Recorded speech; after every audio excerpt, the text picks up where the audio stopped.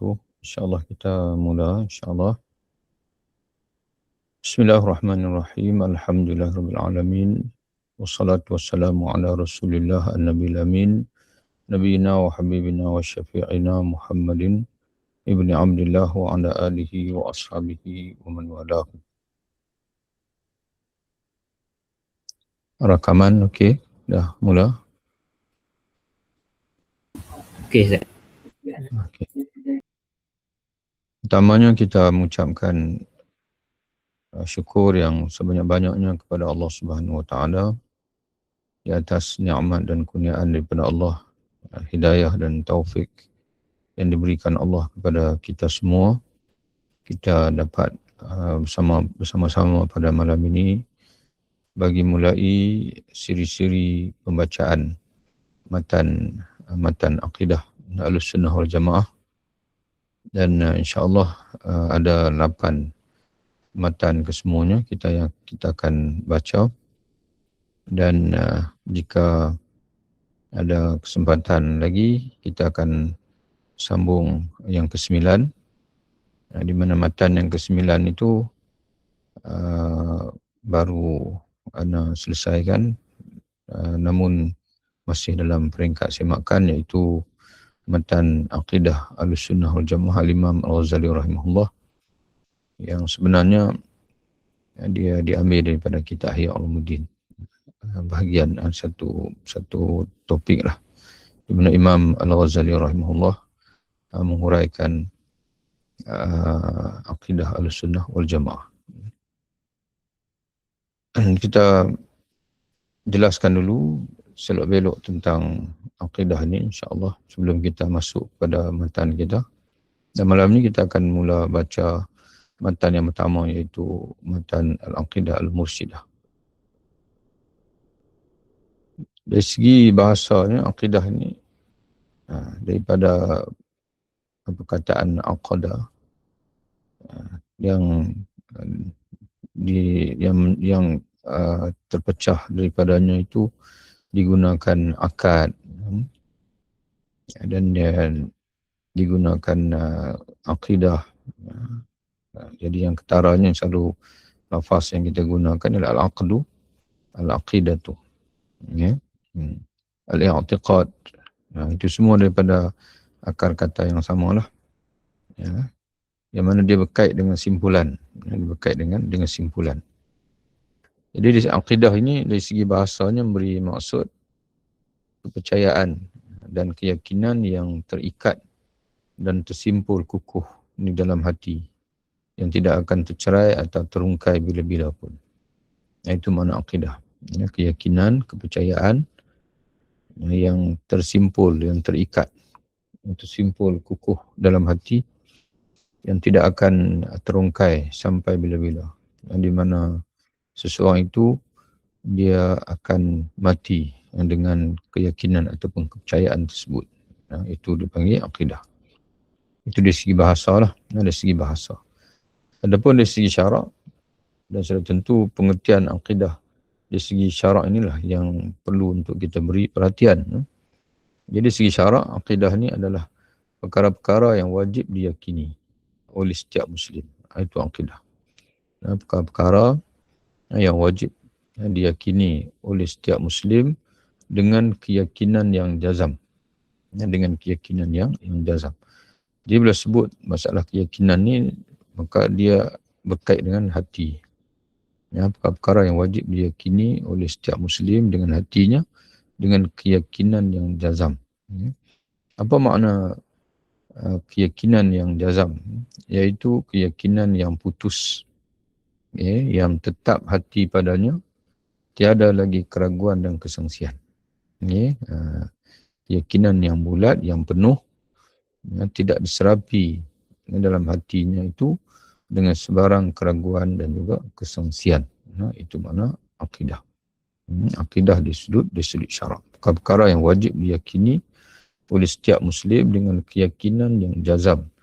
Apa makna keyakinan jazam? Iaitu keyakinan yang putus, yang tetap. Apa makna putus? Iaitu tetap hati. Tetap hati padanya, tiada lagi kesangsian dan juga keraguan.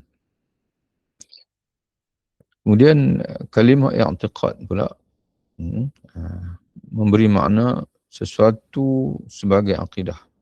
Menjadikan sesuatu sebagai akidah. Bila kita mengiktikadkan sesuatu, iaitu menjadikan sesuatu sebagai akidah. Iaitu dengan mengikat hati dan dhamir, mengikat hati kita dan juga mengikat perasaan dalaman kita kepadanya. Kepada sesuatu yang kita ambil menjadi akidah kita itu. Dan membina kepatuhan kepada Allah melalui akidah tersebut. Itu makna i'tiqad. Kalau akidah ni adalah perkara-perkara. Kalau akidah adalah merujuk pada perkara-perkara yang wajib kita yakini dengan keyakinan yang jazam. I'tiqad pula ialah kita menjadikan sesuatu itu sebagai akidah kita. Iaitu dengan kita mengikat hati dan juga perasaan terdalam kita kepada benda yang kita ambil menjadi akidah kita itu. Dan bukan sekadar kita ambil letaklah hati menjadi keyakinan kita. Bahkan kita membina kepatuhan kepada Allah melalui akidah tersebut. Mana daripada keyakinan itu menjelma dalam bentuk perbuatan. Itu makna i'tiqad. Jadi i'tiqad ada kalanya diungkap kepada ilmu dhan dan taqlid. Jadi jika ia bersifat jazam dan menepati waqi', mana menepati realiti, akidah itu adalah akidah yang betul, yang sebenar, bukan akidah yang palsu. Ada juga manusia dia mengambil sesuatu menjadi akidah tapi tidak menepati realiti, tidak menepati waqi' kerana palsu. Jadi jika ia bersifat jazam dan menepati waqi', jadi menepati apa yang sebenar dan kejazaman itu datang dari dalil, maka ia adalah ilmu.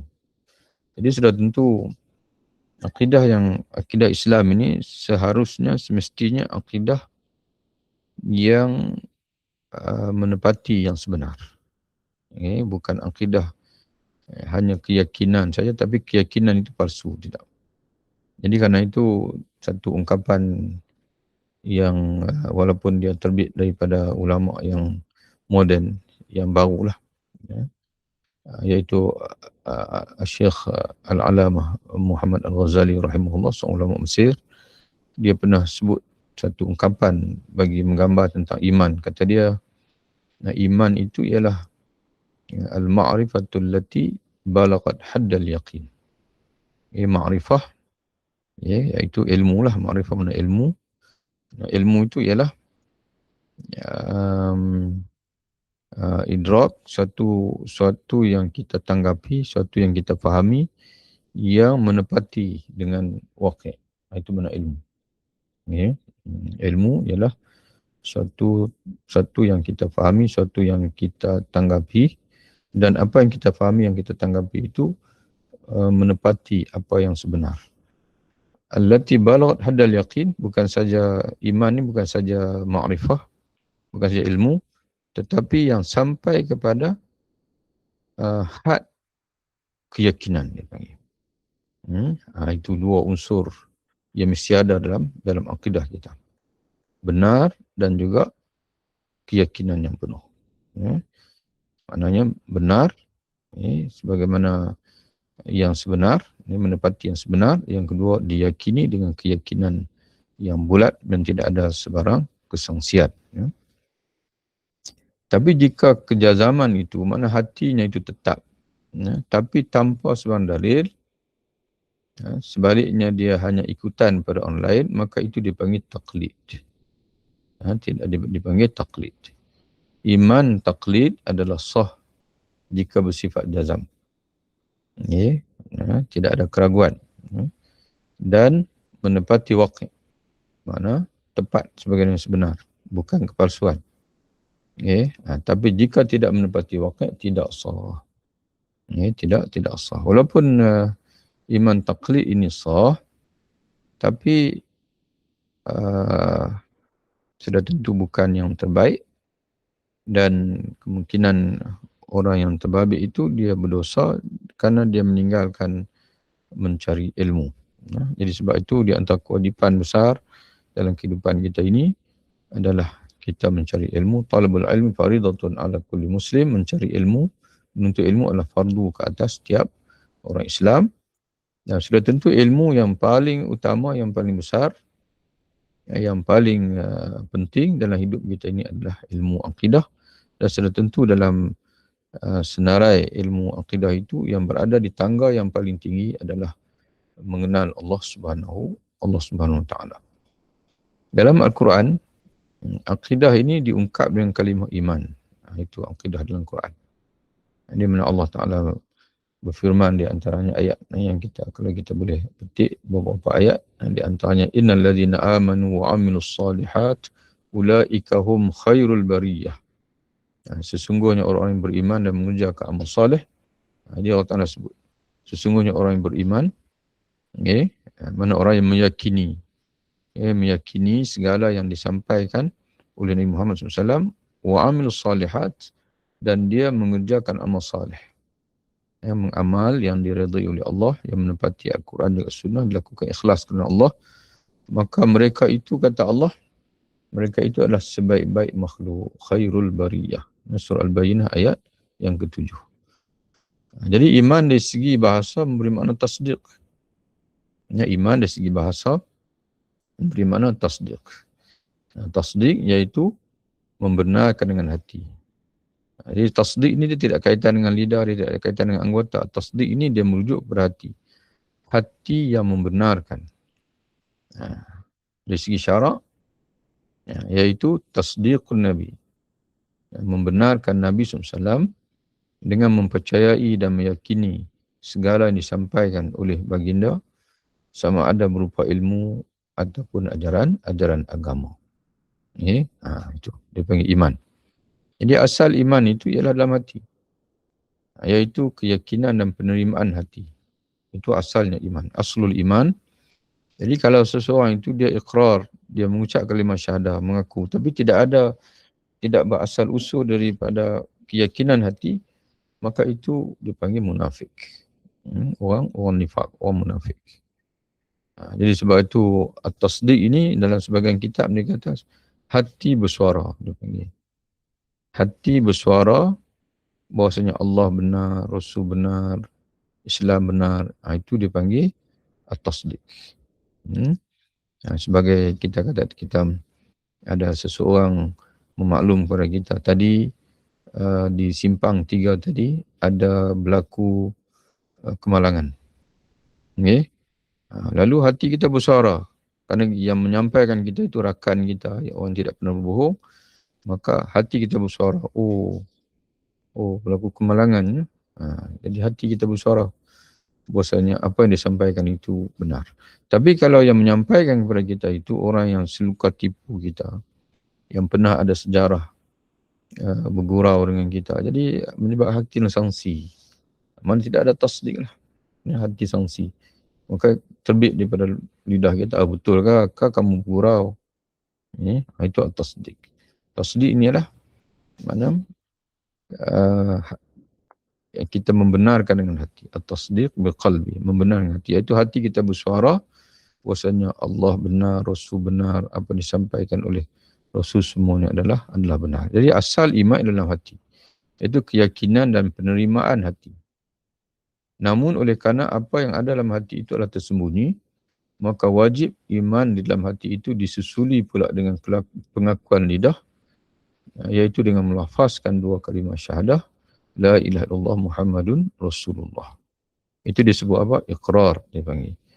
Kemudian disusuli pula dengan ketaatan, iaitu untuk menyempurnakan iman. Jadi asal iman hati, kemudian diterjemahkan pada lidah dalam bentuk pengakuan dan disempurnakan dengan ketaatan. Jadi sebab itu iman yang sempurna, kata alim ulama kita, menggabungkan 3 unsur. Itu iman yang sempurna. Tasdiqun bil qalbi, keyakinan dengan hati. Ini dipanggil akidah tu. Maknanya i'tiqad dalam hati, tasdiq, di mana i'tiqad yang kukuhlah hati kita, yang jazam, yang bulat, dipanggil yang putus, tidak ada kesansian lagi. Itu dia panggil tasdiq, mana kita percaya penuh, hati kita sentiasa bersuara, kalau apa saja asalkan daripada Allah Ta'ala saja, maka pasti benar, daripada Rasul saja pasti benar, asalkan dia adalah syariat Islam, pasti betul dan pasti sesuai, pasti layak, pasti membawa kebaikan. Itu dipanggil tasdiq bil jinan. Wa iqrar bil lisan, mengakui dengan lidah, wa amalun bil arkan, dan juga beramal dengan anggota. Beramal dengan anggota. Itu dia panggil, kita cerita sikit akidah dan juga kaitan dengan iman. Sebenarnya luas lagi kalau kita nak bahas lagi, apa kaitan pula iman dengan Islam, apa kaitan pula iman, Islam, ihsan dan sebagainya.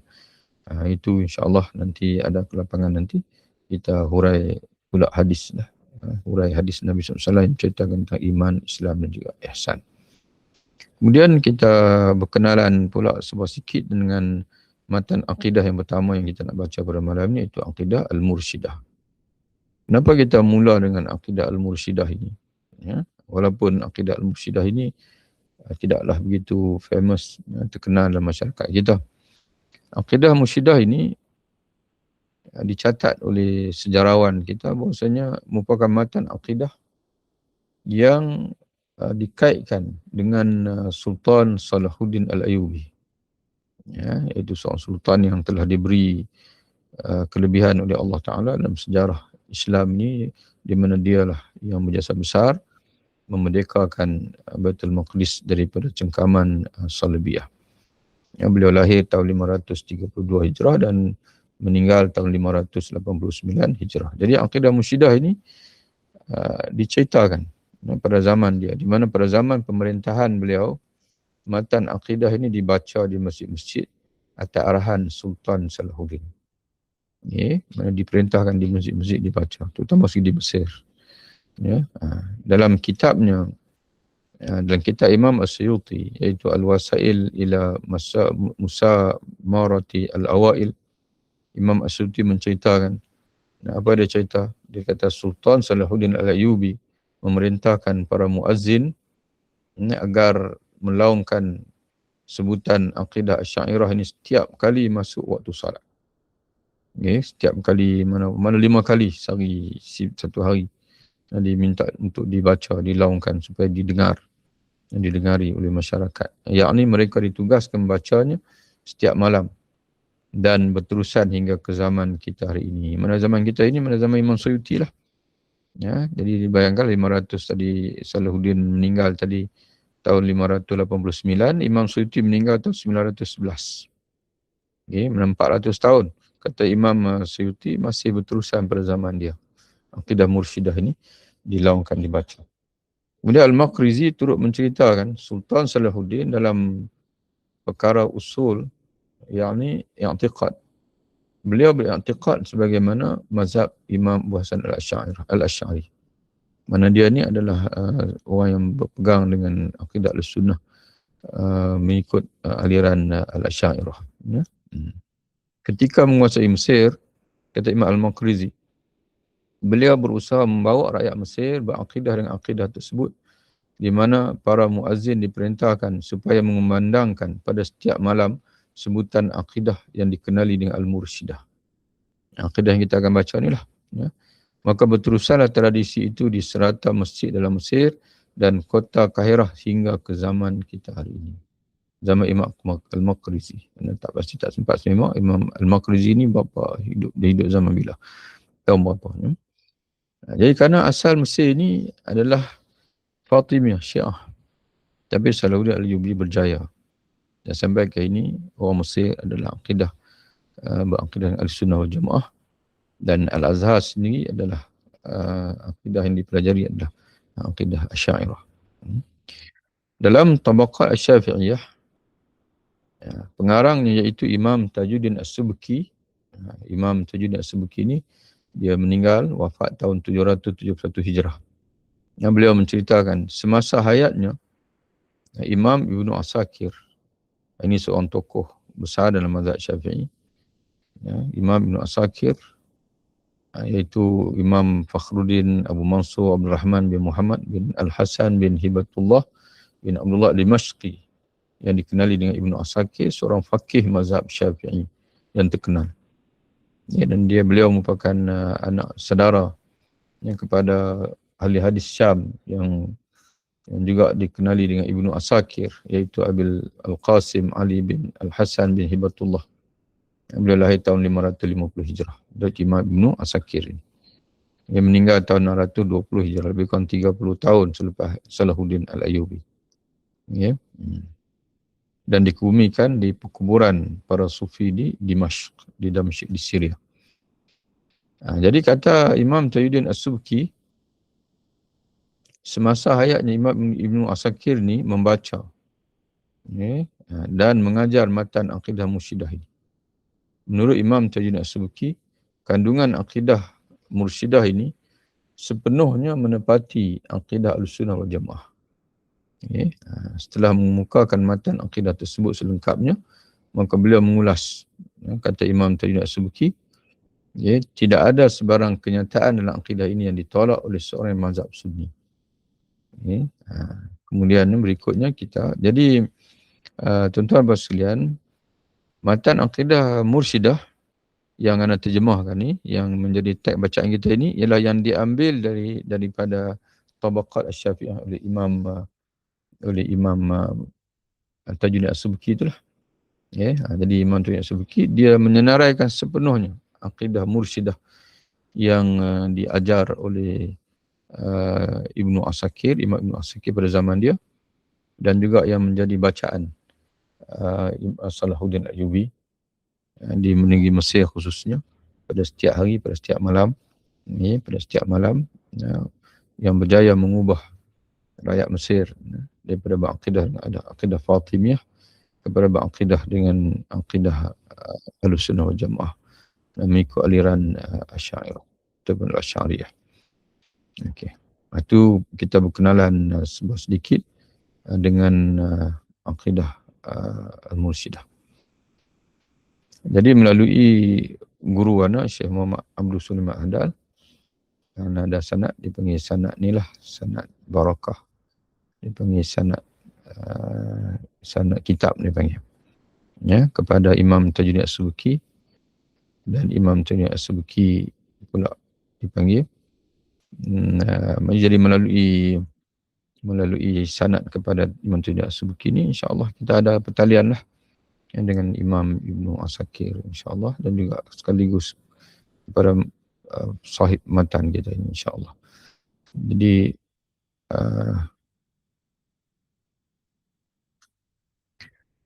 berkata Imam Tajuddin As-Subki, wafat tahun 771 Hijrah. Boleh mula matan lah. Okey, cuma dalam yang edisi terbaru ni, anda semak, anda letak Imam Fakhruddin Ibnu Asakir. Jadi berkata Imam Tajuddin As-Subki, sebagaimana dia menakalkan akidah daripada Imam Ibnu Asakir. Al-aqidatul mursyidah, iaitulah i'lam arsyadanallahu wa iyyaka, ketahui olehmu, semoga Allah menunjuki kami dan juga kamu. Ini dia punya jumlah mu'taridah. Ketahui olehmu bahawa sesungguhnya annahu yajibu ala kulli mukallafin ay ya'lama, bahawa sesungguhnya wajib ke atas setiap mukallaf untuk mengetahui anna Allah azza jalla wahidun fi mulkihi, bahwasanya Allah azza wa jalla adalah zat yang esa pada dalam kerajaan dan kekuasaannya. Jadi segala yang ada di alam ini adalah kerajaan Allah, berada di bawah kekuasaan Allah Ta'ala, dan dialah penciptanya, dan dialah zat yang esa, sesatunya Tuhan, sebagaimana yang kita faham dalam banyak ayat dalam Quran, dan di antaranya ialah ayat yang semua kita hafal, ialah qul huwallahu ahad. Ya, katakanlah wahai Muhammad, dialah Allah Tuhannya, Tuhan yang esa. La ilaha illallah. Ya, tidak ada Tuhan melainkan Allah. Jadi wajib. Ya, dalam akidah menyebutkan wajib atas setiap mukallaf. Siapa orang mukallaf ini? Iaitu orang yang berakal, baligh, dah sampai umur. Okay. Selamat panca inderanya, khususnya saluran ilmu, iaitu mata dan juga pendengaran. Okay. Mana dia ada saluran hawas, salamatul hawas, indrawi, panca indera yang memungkinkan dia untuk belajar. Dan bulu dakwah dan sampai dakwah kepada dia. Maka orang sebegini wajib ke atasnya mengenal Allah Ta'ala. Ya, dimulai dengan mengenal bahasanya Allah adalah Tuhan, Tuhan sesatunya. Ya, dalam alam semesta ini, yang mana alam semesta ini merupakan kerajaan Allah dan berada di bawah kekuasaan Allah Ta'ala. Khalaqal alam bi asrihi al-ulwiyya was-sufliyya wal-arsya wal-kursiyya was-samawati wal-ardi wa ma fihima wa ma bainahuma. Dialah yang menciptakan alam keseluruhannya. Ya, alam keseluruhan dia. Bila kita baca dalam Quran, dalam tafsir suratul Fatihah, Alhamdulillahi Rabbil Alamin, segala puji, segala kebesaran, segala sanjungan adalah milik Allah Ta'ala. Ya, karena Rabbil Alamin, karena dialah Rabb, ya, Tuhan bagi sekalian alam. Maka para ulama mentafsirkan alam, apa makna alam? Ma siwallah, iaitulah yang lain daripada Allah. Yang tak masuk dalam istilah alam ialah Allah Ta'ala saja. Kalau begitulah makna alam, maka dia sama dengan makna makhluk. Ya, alam ni, ya, Rabbil Alamin ay Rabbil Makhluqat. Ya, sama makna alam. Jadi sebab apa makhluk dinamakan alam? Iaitu daripada perkataan alamatun. Kerana makhluk ini menjadi alamat, iaitu menjadi ayah, menjadi tanda kepada penciptanya. Perhatilah, apa saja alam kita lihat, semuanya akan membawa kita kepada Allah Ta'ala, penciptanya. Jadi dia yang menciptakan alam keseluruhannya, merangkumi alam tinggi. Yang alam tinggi itu alam malakut, dia panggil. Nah, alam melepasi, dia panggil langit atas sana. Dan juga alam rendah, dia panggil alam, ini alam syahadah, ini alam di bawah langit yang pertama, dia panggil. Arash, ya, begitu dia juga mencipta arash dan kursi. Ya, dalam yang mencipta sekalian langit dan bumi serta segala makhluk yang ada di langit dan bumi dan yang ada di antara keduanya, di antara langit dan bumi, planet-planet, bintang-bintang dan sebagainya, mungkin jin-jin dan sebagainya, semuanya adalah Allah Ta'ala yang menciptakan. Kalau dalam hadis Nabi SAW, ada satu hadis menggambarkan kepada kita betapa luasnya alam Allah Ta'ala ini. Ya, Nabi menyebutkan bandingan yang membabitkan arash, kursi dan juga sekedar langit dan bumi. Ya, Nabi SAW menyebutkan bandingan arash dengan kursi seumpama segelung sebentuk cincin, atau cincin yang bulat, dilemparkan di tengah padang pasir yang luas. Padang pasir yang luas itu adalah arash, dan gelung besi itu yang kecil itu, cincin yang kecil itu adalah kursi. Betapa luasnya arash Allah. Dan kemudian Nabi menyebutkan bandingan kursi pula dengan sekalian langit dan bumi pun sama juga. Kursi ini sekalian langit dan padang pasir yang luas, dan sebentuk gelung cincin tadi itu adalah langit dan bumi. Kita cross pula bagaimana langit dan bumi dibanding dengan arash pula. Mungkin tidak sampai sebesar debu pun. Ya, kalau dibandingkan sekalian langit dan bumi ini, yang kita dah rasa luas, saintis-saintis pun lagi besar teropong, lagi hebat teropong, bukan dia nampak penghujung alam, tidak. Dia nampak, rupanya ada lagi yang belum kita nampak. Alam ni tidak dapat dianggarkan oleh ilmu manusia. Sejauh mana, di mana sempadan alam ini. Tapi hakikatnya penciptanya satu, iaitu Allah Subhanahu wa taala. Jami'ul khalaiqi maqhuruna bi qudratih. La tataharraku zarratun zurratun illa bi idnih.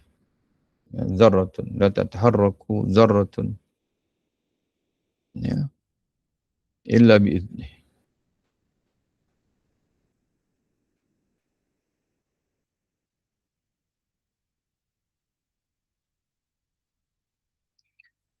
Tidak, ya, sekalian makhluk tunduk kepadanya, maqhurunya. Al-qahru ni makna terpaksa tunduk kepadanya. Kerana kudrahnya yang mengatasi segala-galanya. Kudrah makna kekuasaannya. La tataharraku zarratun illa bi'idnih. Tidak bergerak satu zarah pun melainkan dengan izin Allah Ta'ala. Tidak bergerak satu zarah pun melainkan dengan izin Allah Subhanahu Wa Ta'ala. Ya, tidak ada satu zarah pun yang bergerak di alam ini melainkan dengan izin Allah. Ya, ini yang pakai ni nuskah, mungkin nuskah lama agak berbeza sikit. Ya. Cuma zarah ni apa maksud? Apa makna zarah? Ya, zarah ini, kalau orang moden ini, dia cenderung untuk menterjemah zarah ini dengan makna atom. Tapi atom ni dia ditemui kemudian. Kalau tengok dalam kamus-kamus bahasa Arab, dalam tafsir, kerana dalam kataan zarah ni turut ada dalam Quran. Jadi sebagai ulama mentafsirkan, zarah ini adalah debu yang paling halus. Ini debu yang paling halus. Dan ada juga mentafsirkan, iaitu semut yang paling halus. Ya, semut yang paling halus. Kita kadang-kadang kita makan semut semut menghurung roti kita, sebagai contoh, kita dah makan beberapa keping lah, baru kita perasan rupanya kita makan selingan semut. Ya, kerana semut itu terlalu halus. Ada semut yang halus, tak tahu apa nama semut tu.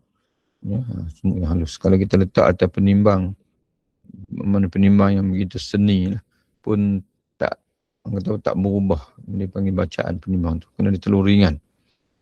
Jadi kata matan Imam Ibn Asakir ini, Aqidah Mursyidah ini, tidak bergerak satu zarah pun di alam ini melainkan dengan izin Allah Ta'ala. Ini. Laisa ma'ahu mudabbirun fil khalq wala syarikun fil mulk. Tidak ada pentadbir bersama Allah dalam menguruskan makhluknya, dan tidak ada sekutu baginya dalam mengatur kerajaannya. Ya. Ya, tidak ada pentadbir bersama Allah dalam menguruskan sekalian makhluk di alam ini, dan tidak ada mana seluruh Allah, mana sepenuhnya alam ini sekali cipta, bahkan ditakbir dan diuruskan oleh Allah SWT. Walaupun kita tengok dalam Quran ada ketikanya disebut malaikat yang menguruskan rezeki dan sebagainya, tapi mereka mengurus dengan perintah Allah, bukan ikut pandai mereka saja. Dan kalau mengikut Ahlussunnah wal Jamaah, mengikut Ahlussunnah wal Jamaah beza dengan kalam falasifah, ahli falsafah. Mereka berpegang dengan dipanggil konun sebab musabab, kausalitas dipanggil. Jadi mereka kata sunnatullah itu ialah undang-undang sebab musabab. Jadi alam ini bergerak dengan sendiri mengikut undang sebab musabab yang telah ditetapkan oleh Allah. Allah tidak campur tangan lagi dalam perjalanan alam. Itu pandangan ahli falsafah. Okay. Tapi Ahlussunnah wal Jamaah menyatakan bahawa tidak. Okay. Allah Subhanahu Wa Taala mengatur alam ini. Setiap inci perjalanan alam ini adalah diurus oleh Allah Ta'ala. Ya. Dunia yang hari ini bukan dia panggil apa, adalah dunia baru, bukan yang kemarin. Adalah ciptaan Allah yang baru. Ya, ciptaan Allah yang baru. Ya. Bukan semata-mata penerusan daripada yang kemarin atau yang semalam. Ya. Dan itu menepati dari segi saintis sendiri. Sel-sel kita ni, jangan ingat kata sel-sel kita ni adalah sel yang sama. Sel yang sama tidak. Sel yang sentiasa bersilih ganti, bertukar ganti. Nah, sel yang sentiasa bergonta ganti. Dia melalui, dia panggil apa? Istilah apa? Reproductive. Allah Alam. Tidak ungkapan tu ya. Jadi kalau Ar-Rumi dia membuat satu andaian, dia panggil ya. Dia kata, dia bagi satu analogi. Dia kata takdir Allah SWT ini, dia oleh kerana dia sangat pantas menyebabkan kita merasakan yang serupa, tapi sebenarnya tidak, dia berbeza ya. Sentiasa, itu dimaksud Allah Ta'ala badi'us samawati wal ardh. Allah sentiasa badi'us samawati wal ardh. Nah, Allah adalah pembaharu bagi sekalian langit dan bumi. Dia bagi analogi Rumi. Disebut, dia kata seumpama satu bola api yang diikat di hujung tali, kemudiannya dipusing. Jadi mata kita nampak dia macam, orang panggil apa? Talian api dia panggil. Pusingan api. Kerana dia bergerak laju. Tapi hakikat sebenarnya adalah bukan dia panggil pusingan. Hakikat sebenarnya dia adalah merupakan dia panggil bola api. Bola api yang dipusing. Okey. Okey. Jadi Allah kuliah kesimpulannya adalah Allah tidak pernah meninggalkan alam ini. Tidak sebagaimana yang dianggap. Bahkan ada di kalangan ahli falsafah barat yang menyatakan bahawa Tuhan telah mati. Sekarang yang alam berjalan dengan sendiri kerana Tuhan telah mati. Tidak. Allah Ta'ala al-hayyul ladzi la yamut. Dan dia menciptakan alam ini dan dia mentakbir alam ini kulla yaumin huwa fi sya'n. Pada setiap hari dia dalam kesibukannya. Alimul ghaib wasyahadah, hayyun qayyum la ta'khuzuhu sinatun wala naum. Cuba perhati tengok. Dia maha hidup. Maha hidup makna dia kewujudan yang tidak akan ditimpa dengan kematian. Tidak akan ditimpa dengan kematian. Qayyumun yang maha berdiri. Qayyum yang maha berdiri. Dan sebagian ulama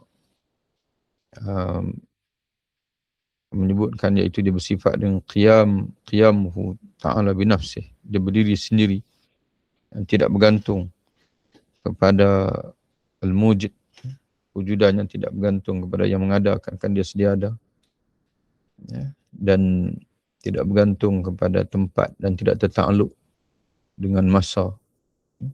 La ta'khudhu sinatun wala naum, tidak menimpanya mengantuk dan juga tidak tidur. Itu maknanya, itulah dipanggil hayah yang kehidupan yang sempurna.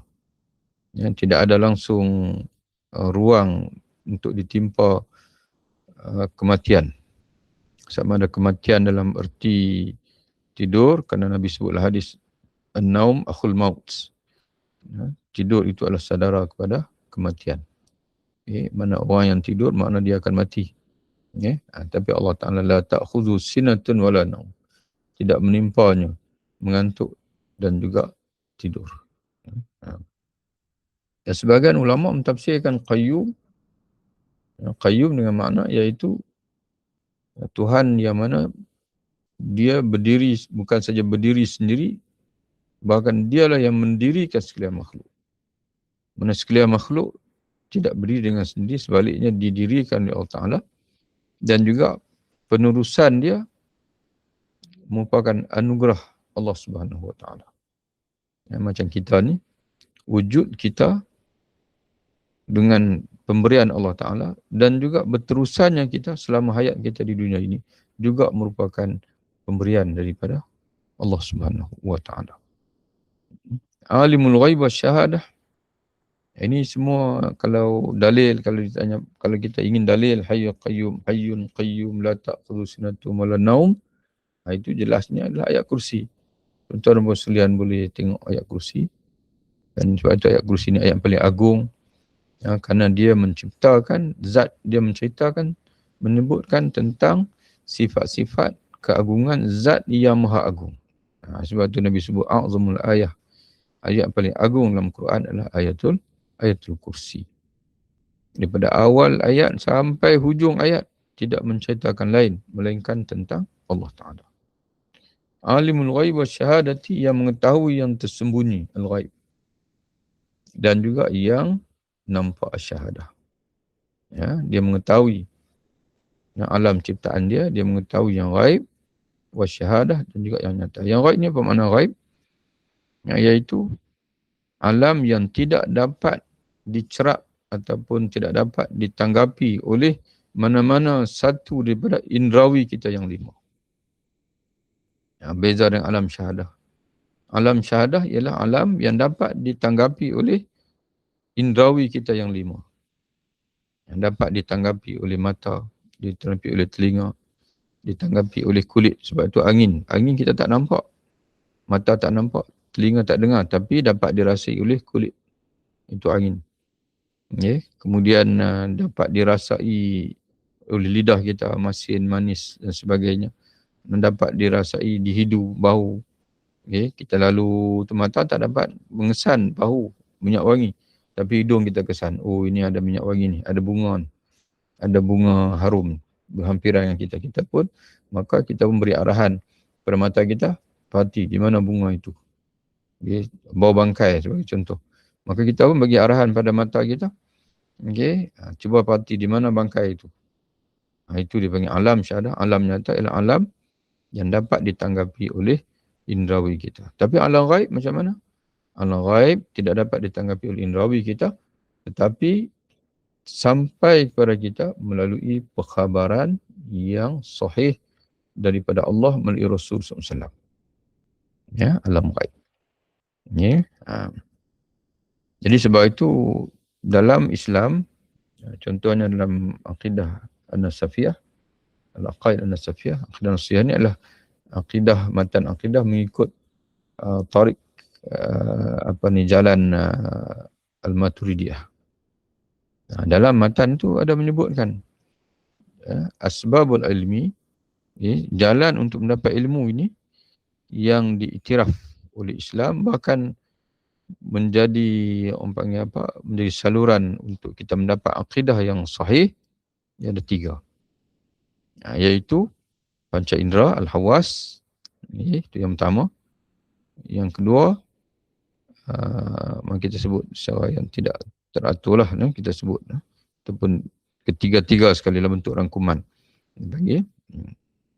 Yang pertama, indrawi. Melalui indrawi kita ni kita dapat melihat ciptaan Allah dan menyampaikan kita kepada Allah. Yang kedua, dengan akal. Melalui akal. Di mana akal ini dapat dipanggil memahami perkara-perkara yang abstrak. Membuat dipanggil kesimpulan-kesimpulan. Kita tak nampak Tuhan. Tapi dengan indrawi yang kita lihat dengan mata kita, dengan indra, dengan panca indera kita ini, akal kita membuat kesimpulan. Kalau dah wujud begitu hebat di depan kita ini, bermakna ada zat yang menciptakan dia, dan sudah tentu zat itu adalah zat yang maha agung. Itu dipanggil, kita simpulkan. Tapi dengan panca indera dan juga akal ini belum cukup, kerana kita hanya boleh sampai kepada kesimpulan itu saja. Mana di sebalik kewujudan alam ini ada zat yang maha agung. Tapi siapa zat itu? Maka satu lagi sumber ilmu, iaitu al-khabarus sadiq, perkhabaran yang benar. Dan perkhabaran yang benar, iaitulah daripada Rasul yang diutuskan oleh Allah Ta'ala. Jadi bila kita gabungkan ketiga-tiga ini, maka itulah akan melahirkan kita sebagai seorang yang mempunyai ma'rifah yang benar dan juga mempunyai keyakinan yang benar. Keyakinan yang berdasarkan ma'rifah dan juga ilmu. Ilmu yang terhasil daripada orang kata apa? eksperimen, rasional dan juga wahyu. Cuma orang sufi dia tambah satu lagi.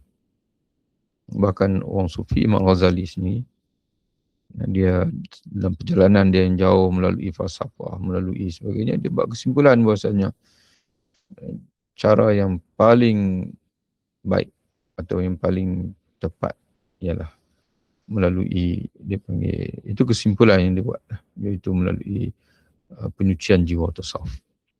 Iaitu mengenal Allah dengan, dia panggil, melalui riyadhatun nafs. Tidak hanya dengan merenung, tidak hanya dengan berfikir, tidak hanya dengan wahyu, tapi kita menyucikan jiwa. Riyadhatun nafs, menyucikan jiwa sehingga hati kita bersih dan dapat memantulkan apa yang tertulis di Lauhul Mahfuz. Sebab perjalanan alam ini semua yang tidak lari daripada yang telah dicatat oleh Allah dalam di Lauhul Mahfuz. Itu 4 lah semua ni. Mana 4 semua dipanggil sumber ilmu yang kita kena gabungkan dalam hati kita, dalam hidup kita. Pukul berapa jam? 18.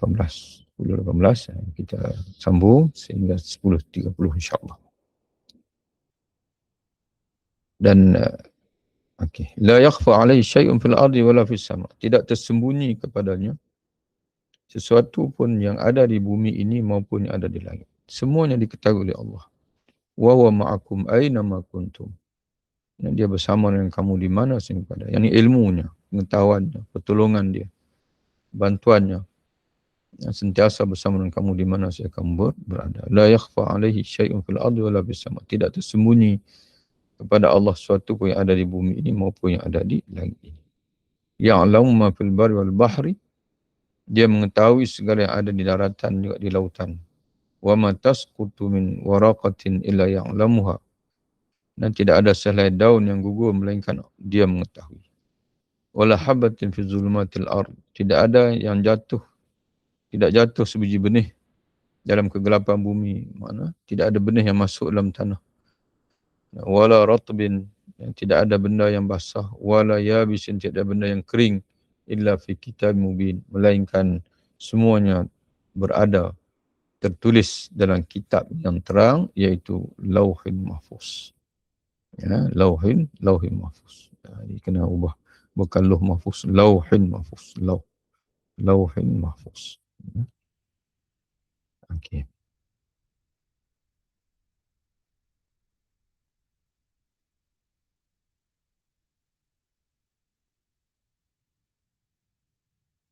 Ahata bi kulli syai'in ilma, dia meliputi segala sesuatu ilman dengan ilmu. Mana Allah Ta'ala mengetahui setiap perkara dengan ilmunya. Wa ahsa kulla syai'in adada, dan dia menghitung segala sesuatu dengan hitungan satu persatu. Jadi sebab tu termasuk makna di sini adalah semua yang berlaku di alam ini dengan takdir Allah, bukan takdir yang rambang tapi takdir yang tepat. Sebab itu Albert Einstein dia pernah sebut, pernah baca, dia kata kalau alam ni ada Tuhan, sudah pasti dia adalah ahli matematik. Kerana ukuran alam ni tepat. Dan hanya ukuran yang tepat saja memastikan alam ini boleh kekal. Kerana ukuran tidak tepat, dia tak akan kekal. Sebab itu dikatakan piramid Firaun, macam mana dia boleh stabil dan sebagainya. Kerana geometri dia, struktur dia adalah struktur yang kemas. Susunan piramid itu. Pada tahun, pernah sampai di Mesir tahun 92, hujung tahun. Di awal tahun itu berlaku gempa bumi yang dahsyat di Mesir. Imam Asy'uti rahimahullah, dia ada tulis satu buku dia. Di sana Al-Azhar keluarkan satu tulisan, kalau tak silap tulisan Imam Asy'uti, dia merekodkan bilangan gempa bumi yang pernah berlaku di Mesir sehingga ke zaman dia ada 40 kali. Kalau tak silap lah, lama dah baca. Awal tahun itu berlaku gempa bumi ada satu hotel di Giza. Giza ni adalah daerah berdekatan dengan piramid itulah. Hotel 11 tingkat. Lebih 10 tingkat lah. Runtuh jadi satu tingkat. Tapi piramid Firaun itu kekal, kukuh sampai ke ini. Itu kehebatan orang dulu. Jangan ingat kata orang hari ini lebih hebat dari sudut binaan saja, orang dulu hebat.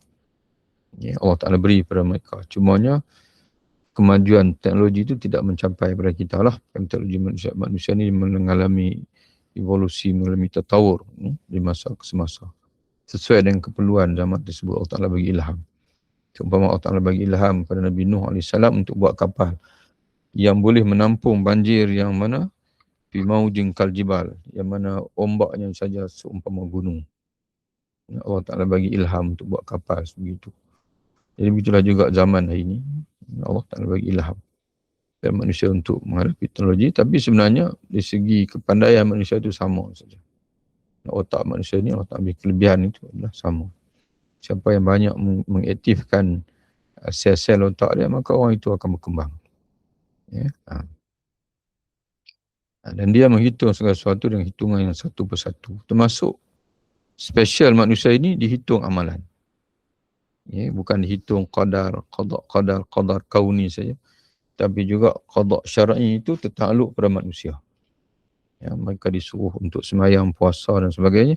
Maka setiap inci yang lahir daripada perbuatan mereka dicatat oleh Allah melalui malaikat raqib atid di sebelah, detail.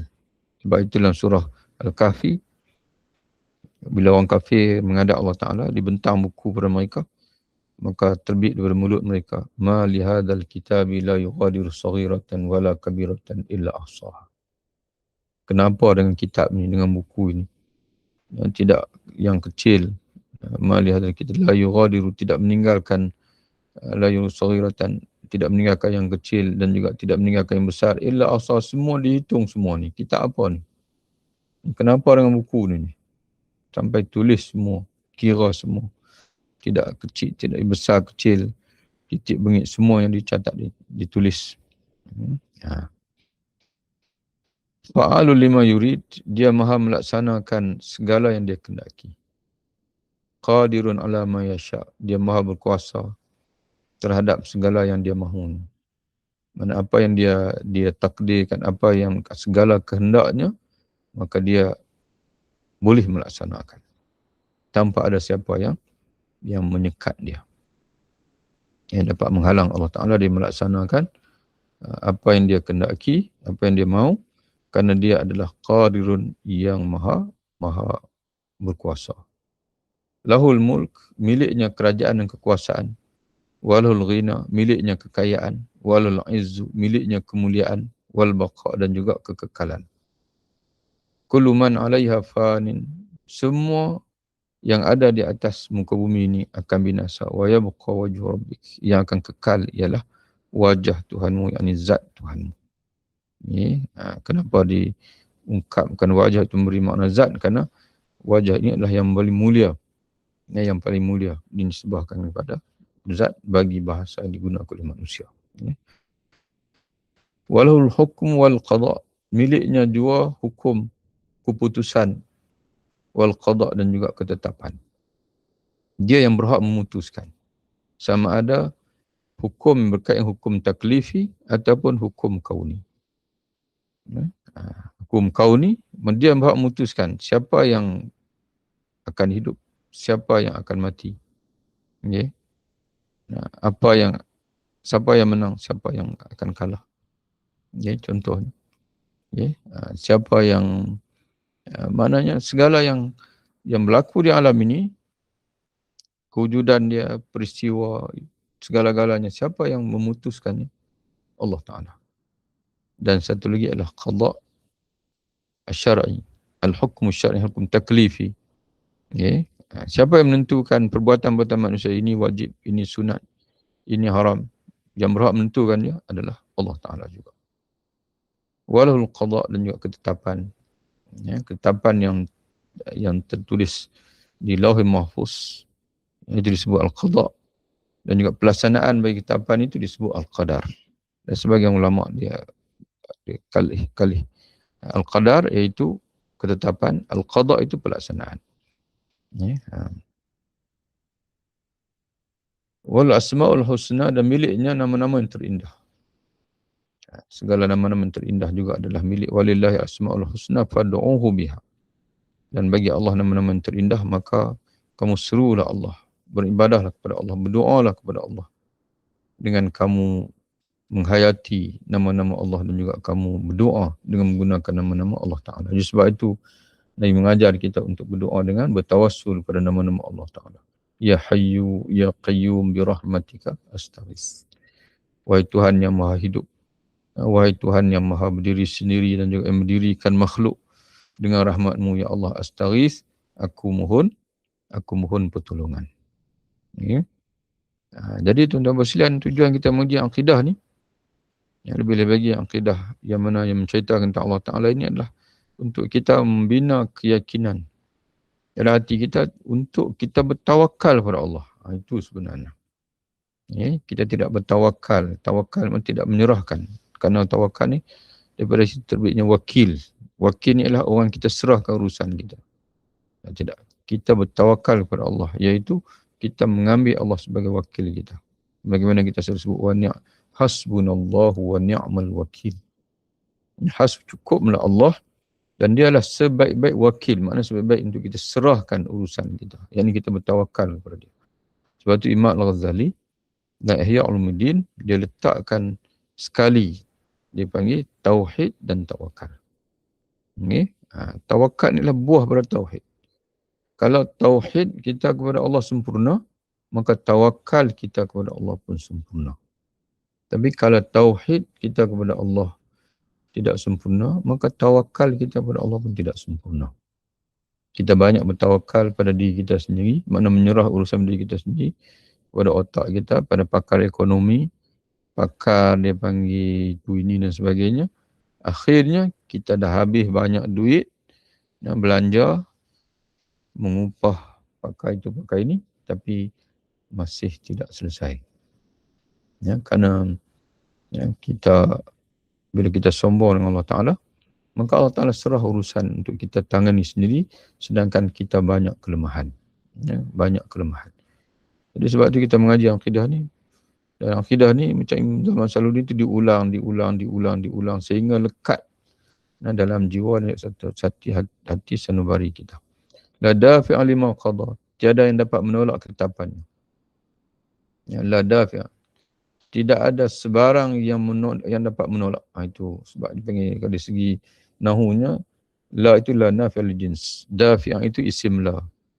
Memberi makna nafi jenis. Tidak ada langsung yang dapat menolak lima qada bagi apa yang Allah Ta'ala tetapkan. Ya. Wala mani'a lima a'ta.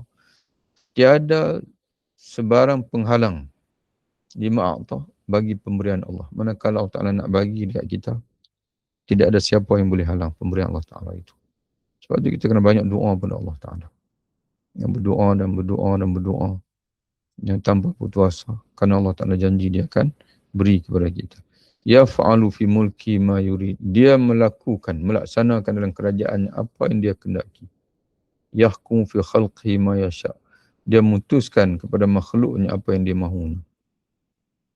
La yarju sawaban wa la yakhafu iqaban. Dia tidak mengharapkan ganjaran, tidak pula takut pembalasan.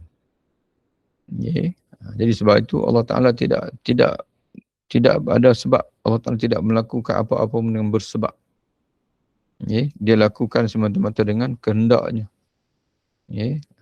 Sebab itu qanun sebab musabab yang Allah Ta'ala jadikan itu mengikat kita tapi tidak mengikat Allah Ta'ala. Okay. Allah Ta'ala boleh mentakdirkan berbeza daripada undang-undang sebab musabab. Itulah berlakunya mukjizat. Okay. Mukjizat. Okay. Api membakar. Dengan sebab api terbakar. Okay. Berlaku pembakaran. Tapi Allah Ta'ala takdirkan Nabi Ibrahim AS tidak terbakar. Yang tidak terbakar. Bahkan duduk dalam api itu sejuk. Di mana Allah Ta'ala merintahkan kepada api, ya naru kuni bardan wa salaman ala Ibrahim wahai api, jadilah kamu sejuk dan juga selamat kepada Ibrahim alaihissalam. Sebab tu kita, walaupun kita dah mungkin dah hampir putus asa, tak nampak jalan, tapi bila dengan doa kita, dengan tawakal kita kepada Allah, mungkin dalam sekelip mata saja datang sesuatu yang kita tak pernah sangka. Ya, satu pun yang kita tidak pernah duga. Ya. Laisa alaihi haqqun yalzamuhu wala alaihi hukmun. Tiada kewajipan atas dirinya. Mana tidak ada satu benda yang Allah Ta'ala buat kerana dia wajib buat, sebagaimana antiqad Mu'tazilah. Ya, Allah Ta'ala wajib melakukan yang terbaik. Okay? Allah Ta'ala dia panggil tidak ada. Semua itu adalah kurniaan Allah Ta'ala. Ya, semua itu berlaku dengan kurniaan Allah Ta'ala. Tidak ada yang mesti atau Allah Ta'ala yang mesti, yang wajib atau Allah Ta'ala. Semuanya berlaku dengan kurniaan Allah Ta'ala. Wa kullu ni'matin min fadlun. Tengok dia jelaskan. Semua nikmat yang datang daripadanya merupakan kurniaannya semata-mata. Bila kita buat baik, adakah wajib Allah Ta'ala balas kita dengan syurga? Tidak. Ya, kurniaan. Ya, kurniaan. Bila manusia melakukan dosa, maksiat dan sebagainya, apakah mesti Allah Ta'ala balas dengan neraka? Tidak. Keadilan Allah. Dan dari segi, dan Allah Ta'ala, hak Allah Ta'ala. Ya. Kalau Allah Ta'ala tidak nak menghukum dan sebagainya, cuma dari segi syarak, kita kata beza dari segi hukum qada kauni, ya, dengan qada syar'i. Ya, dari segi qada syar'i, mana kita yakin orang yang mati dalam kekufuran, dia akan masuk neraka. Sebab itu dia panggil ketetapan Allah yang disebut dalam syarak. Tapi dari segi dia panggil qada kauni, mana Allah Ta'ala dia boleh saja. Tidak mustahil bagi Allah. Ya, kalau dia ingin menggugurkan mana-mana hukuman daripada ini. Tapi qada syar'i, Allah Ta'ala beritahu bahwasanya orang kafir yang mati dalam kekufuran, dia akan disiksa dalam neraka. La yus'alu amma yaf'alu wa hum yus'alun. Dia tidak dipersoalkan tentang apa yang dilakukan terhadap hamba-hambanya. Sebaliknya mereka lah yang akan dipersoalkan oleh Allah di akhirat nanti. Jadi tuan-tuan sekalian, kita berhenti situ. Minta saudara Akif tanda lah. Kita berhenti pada matan yang ke-25. Nanti kita sambung lagi dalam bacaan kita pada setiap Rabu lah. Rabu 9.30 sampai 10.30. Bagi tuan-tuan sekalian yang tidak ada kesempatan mengikuti secara live, boleh tengok rakaman insyaAllah. Boleh tengok rakaman. Dan kalau ada penerangan anak itu yang mungkin silap, anak mengharapkan sangat-sangatlah tuan-tuan sekalian untuk dapat maklumkan, kerana akidah ni memang kita perlu tepat lah, yang perlu ketepatan, dan kesilapan tu kita betulkan insyaAllah. Wallahu a'lam bishawab. Sehingga kita bertemu lagi dalam kesempatan yang lain, dan kita berdoa kepada Allah Ta'ala supaya majlis kita diberkati oleh Allah. Allah Ta'ala menjadikan kita semua ini orang yang sentiasa terjaga imannya, istiqamah, dan mati dalam husnul khatimah. Assalamualaikum warahmatullahi wabarakatuh. Subhanakallah bihamdika asyhadu an la ilaha illa anta astaghfiruka wa atubu ilaik. Walhamdulillahirabbil alamin wa sallallahu ala sayyidina Muhammad.